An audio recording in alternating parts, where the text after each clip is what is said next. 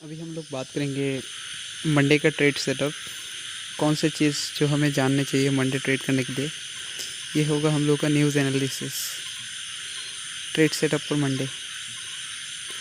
Based on the open interest future percentage here are the 59 stocks including GNFC, Honeywell Automation, SBI, NTPC, Indus Towers, in which a short build-up was seen।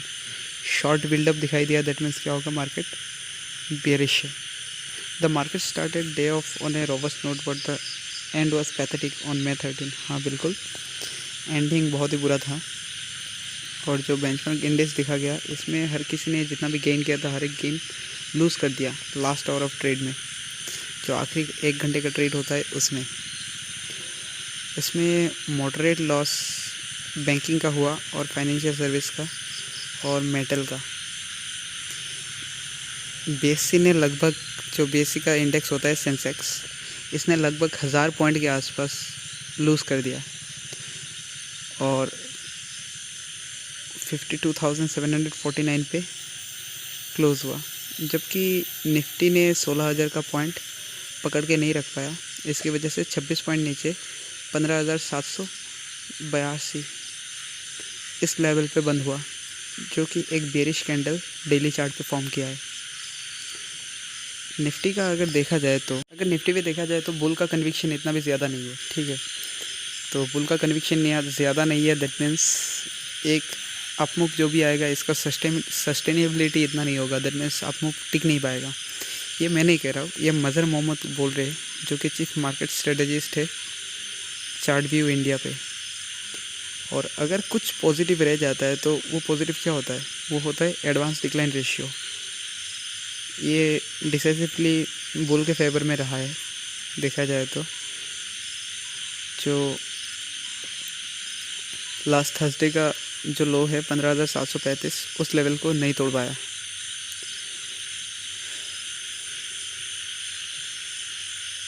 अगर आप लोग देखेंगे तो क्या क्या चीज़ important है।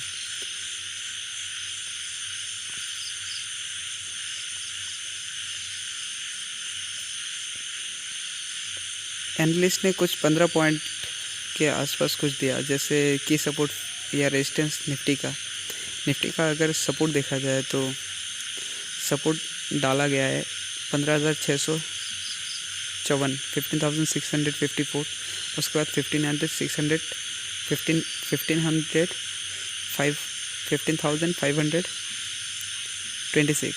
इसके बाद अगर ऊपर की तरफ रेजिस्टेंस पहला तो 16,000 आपका, उसके बाद 16,200। तो अगर बड़े स्तर पे देखें तो नीचे 600 और 500, 15,600 और 500, और ऊपर की तरफ देखा जाए तो 16,000 और 16,200। और निफ्टी बैंक का अगर बात करें तो नीचे की तरफ 33,000 पे एक, उसके बाद 32,700 पे एक, और ऊपर की तरफ देखा जाए तो 33,700 पे एक और 34,300 पे एक, या 370 आप बोल सकते हैं। कॉल ऑप्शन डाटा क्या बोलता है, कॉल ऑप्शन डाटा दिखाई दे रहा है कि 36.73 लाख कॉन्ट्रैक्ट, लगभग 37 लाख कॉन्ट्रैक्ट दिखाई दे रहा है 70,000 के ऊपर, जो कि एक क्रूशियल रेजिस्टेंस आपको दिखाई देगा। और इसको हम लोग नेगलेक्ट नहीं कर सकते, 17,000 को कभी क्रॉस नहीं कर पाएगा मार्केट अभी फ़िलहाल तो, इस अगले वीक में, इतना तो पक्का। ये पक्का रेजिस्टेंस है 17,000। इसमें 37 लाख का ओपन इंटरेस्ट निफ्टी पे दिखाई दे रहा है, और उसके बाद ओपन इंटरेस्ट अगर देखें तो 16,500 पे दिखाई दे रहा है, जो कि 22 लाख के आसपास है। तो बताया 16,000 इसका कॉन्ट्रैक्ट है ऑलमोस्ट सेम, तो 16,500 तो 16,000 कॉल राइटिंग दिखाई दिया। और 5 लाख कॉन्ट्रैक्ट और भी ऐड हुए हैं, उसके बाद 16,700 पे जहाँ पे फिर से 1.5 लाख ऐड हुए कॉन्ट्रैक्ट, उसके बाद 16,000 पे जहाँ पे लगभग 70,000 कॉन्ट्रैक्ट ऐड है। लेकिन 16,000 पे देखा गया है कि ओपन इंटरेस्ट घटा है, दैट मीन्स ये लोगों को लग रहा है कि ये रेजिस्टेंस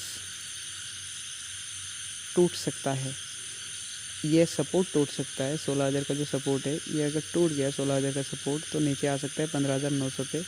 तो 16,000 का सपोर्ट पे 5 लाख के आसपास कॉन्ट्रैक्ट वाइंड अप हुए हैं, जैसे लोगों ने पुल बैक कर लिया, उन लोगों ने पोजीशन बनाया था। उसके बाद ऑप्शन राइटर ने सोचा कि नहीं ये तो टूट जाएगा, मुझे लगता है 16,000, तो अब हम लोग एक काम करते 15,900 पे बना देते। 15,900 पे फिर से देखा गया कि 3.23 लाख का कॉन्ट्रैक्ट का कॉल अनवाइंडिंग हुआ है, पुट अनवाइंडिंग।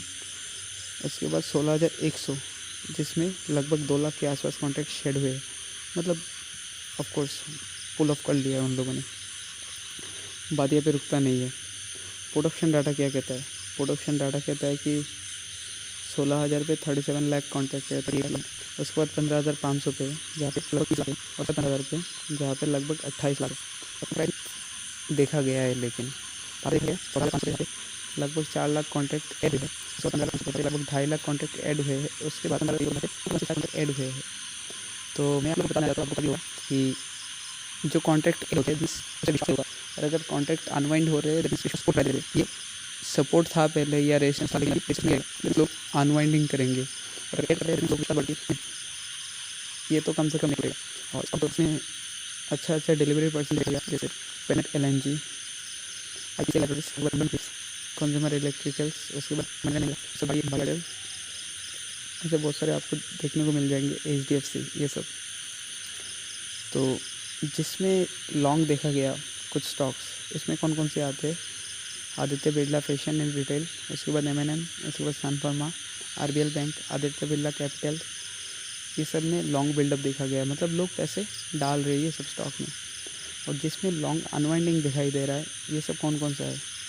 जैसे intellect design arena, Chambal fertiliser, Oracle, उसके बाद निफ्टी, और उसके बाद अबाउट इंडिया, ये सब में लॉन्ग अनवाइंडिंग देखा गया। मतलब लोगों ने सोचा ये ऊपर जाएगा, लेकिन अभी उन लोगों का जब मूव या व्यू एंटिसिपेट हो रहा है, तो उन लोगों ने इसमें अपना ऑप्शन, ये अपना कॉन्ट्रैक्ट काट लिया, अपना पोजीशन काट लिया। और जिसमें शॉर्ट बिल्डअप हुआ, ठीक है, लगभग 60 स्टॉक में शॉर्ट बिल्डअप हुआ। जैसे आप लोगों को दिखाई देगा SBI, हनीवेल, उसके बाद GNFC, NTPC, इंडस टावर्स, ये सब में शॉर्ट बिल्डअप दिखाई देगा आपको। मारुति, अंबुजा सीमेंट, ONGC, ये सब की प्राइस अपकमिंग डेज में आपको दिखाई देगा कि नीचे आएंगे। बात खत्म नहीं होता है। बल्क डील्स बहुत सारी चीज़ों में दिखाई दिया। बल्क डील किया लोगों ने, बड़े बड़े बल्क डील्स लोगों ने ख़रीदा, बड़े बड़े।